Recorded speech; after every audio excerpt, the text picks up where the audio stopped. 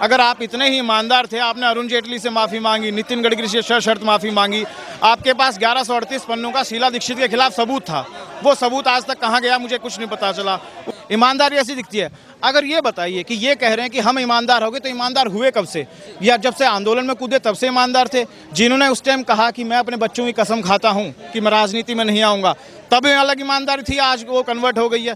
तब इन्होंने कहा कि मेरे पास 1138 पन्नों का शीला दीक्षित के खिलाफ सबूत है, तब वो ईमानदारी थोड़ी छुप गई थी या अभी उभर के आई है?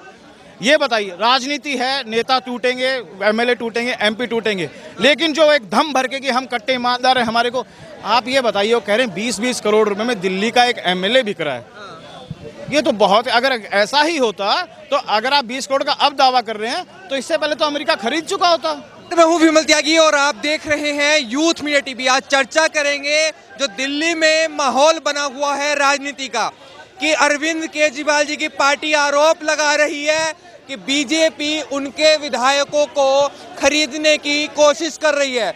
जो एक तरफ कहते हैं कि हम कट्टर ईमानदार हैं, हमें अपने विधायकों पर भरोसा है, लेकिन ये आरोप लगा रहे हैं, मनीष सिसोदिया का बचाव कर रहे हैं, क्योंकि मनीष सिसोदिया ने भी कहा था कि बीजेपी ने मुझे मुख्यमंत्री बनने का ऑफर दिया था।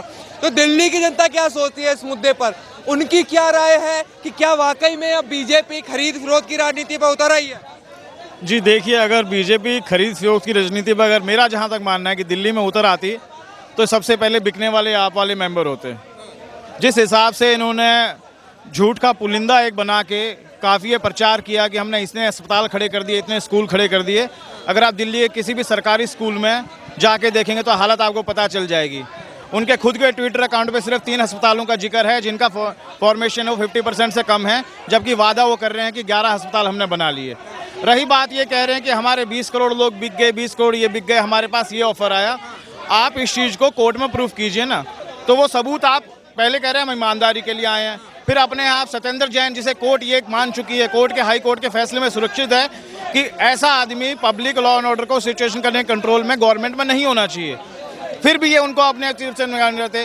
ताहिर हुसैन इनकी पार्टी के थे, अभी भी है। अब बताइए, प्रैक्टिकल चीज़ है कि जो आदमी कहते हैं हम ईमानदारी पर आए हैं, अन्ना हजारे जी जो एक गांधीवादी सिद्धांत के आदमी थे, उनके चुने हुए नेता हैं, गांधी तो शराब नीति के बिल्कुल अगेंस्ट थे, फिर क्यों इन्होंने दिल्ली तो रहे ईमानदार है, कट्टर ईमानदार बता रहे हैं, और क्या चाहिए? क्या सबूत दें वो ईमानदारी का?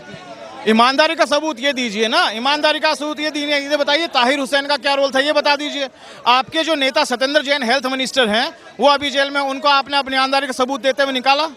नहीं निकाला। आप अगर ईमानदार की ये कह रहे हैं, आपने स्टेज पे चढ़ के ये बताया था कि 1138 पन्नों का मेरे खिलाफ शीला दीक्षित का सबूत है, वो सबूत आप किस कोर्ट में केस कर पाए?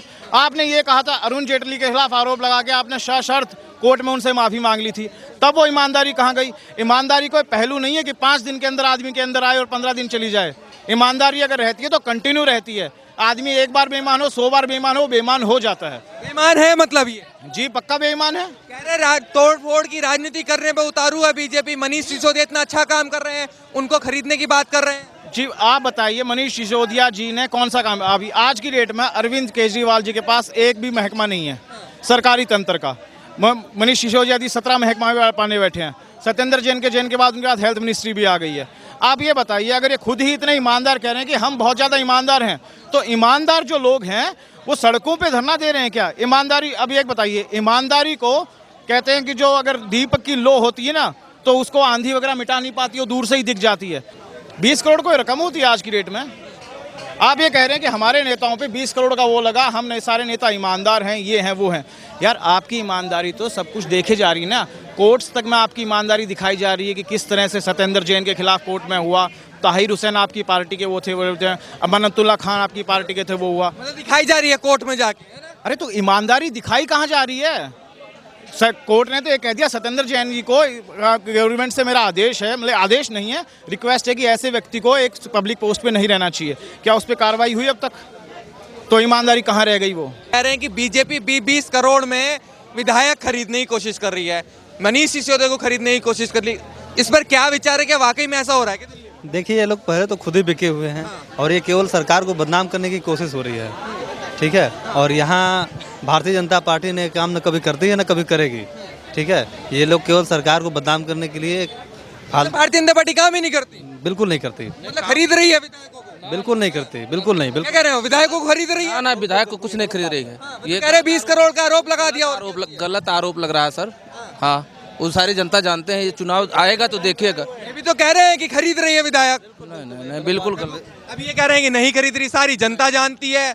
अरविंद केजरीवाल जी झूठ बोल रहे हैं, ऐसी बात कर रहे हैं। अरविंद केजरीवाल जितना झूठा नेता धरती पर पैदा ही नहीं हुआ अभी तक। अभी कह रहे हैं विधायक बीजेपी खरीद रही है, अभी कह रहे हैं झूठा नेता पैदा नहीं हुआ।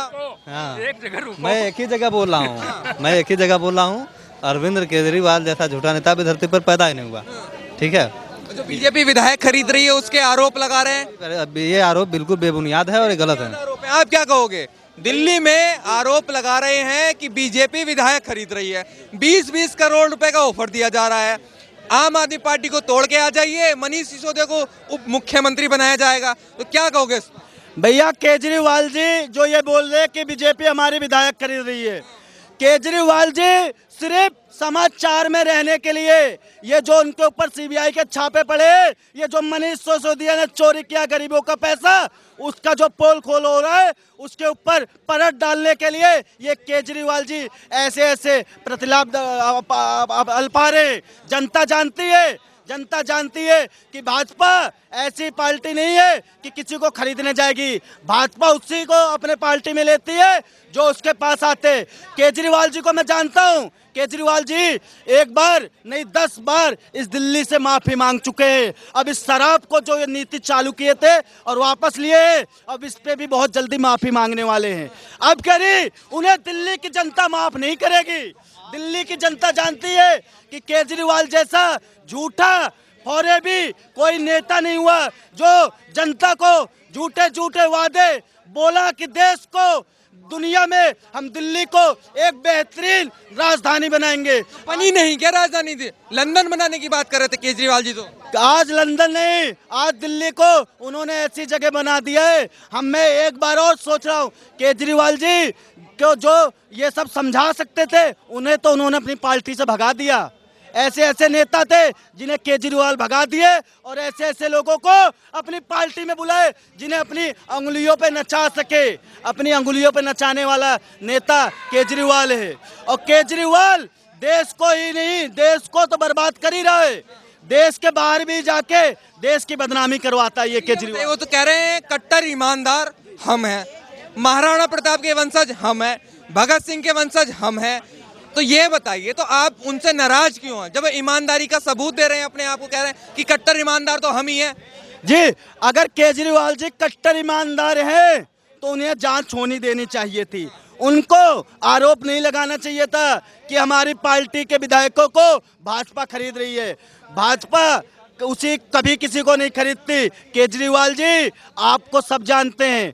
आपने योगेंद्र यादव, अन्ना हजारे अपने गुरु को जब तुम नहीं हुए तो इन दिल्ली के लोगों के क्या होगे? जो अपने गुरु का नहीं हुआ, अन्ना हजारे आज कहाँ पड़ा है? कभी गया केजरीवाल जी पूछने कि अन्ना हजारे जी कैसे हो? केजरीवाल जी किसी का सगा नहीं है। केजरीवाल एक नंबर का बेईमान है। मनीष सिसोदिया जो कहता है कि हम महाराणा प्रताप के वंशज है, मनीष सिसोदिया महाराणा प्रताप का वंशज नहीं है। मनीष सिसोदिया महाराणा प्रताप का वंशज होता ना तो उसके रंगों में महाराणा प्रताप जैसे खून दौड़ता, उसके रंगों में पाकिस्तानी प्रेमी खून दौड़ता है।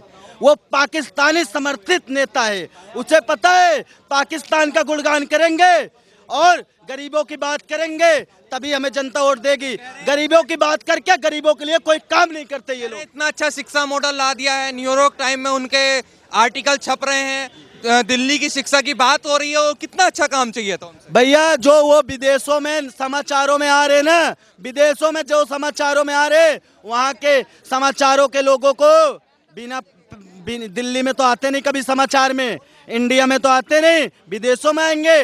पैसा जाके देते हैं विदेशों में, बड़े बड़े पैसा दे रहे हैं, पैसा देते हैं। बीजेपी ने मीडिया खरीद ली सारी। बीजेपी ने मीडिया नहीं खरीदी है। भारत का मीडिया कभी नहीं बिक सकता। अगर भारत का मीडिया बिकता तो हम जैसे गरीब लोगों को, आम आदमी के पास नहीं आता हमसे सवाल पूछने, हमारी राय नहीं लेता, हर किसी की राय नहीं लेता। मीडिया को पता है कि ये देश जनता से बनी हुई है।